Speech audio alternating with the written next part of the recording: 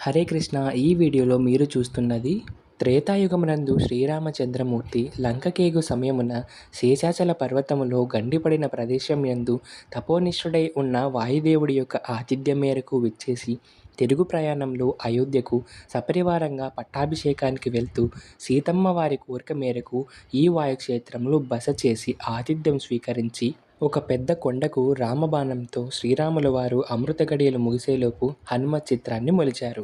కానీ ఎడమ చేతి చిటికెన వేలు మాత్రం అసంపూర్ణంగా ఉంచి శ్రీరాముల వారు వెడలెను. కాలక్రమేణా కలియుగంలో భిన్నంగా ఉన్న స్వామిమూర్తి పూజలకు పనికిరాదని శిల్పిని పిలిచి చెక్కించగా శిల నుండి రక్తంధారను చూసి శిల్పి మూర్ఛిల్లగా నేటికిని సజీవమూర్తిగా విరాజిల్లుచున్నారు ఈ గండి క్షేత్రంలోని శ్రీ వీరాంజనేయ స్వామి. శేషాచల పర్వతము మధ్యలో ఉత్తర వాహినిగా పాపాగ్ని నది ప్రవహిస్తున్నందున ఈ క్షేత్రమును గండి క్షేత్రముగా పిలువబడుచున్నది.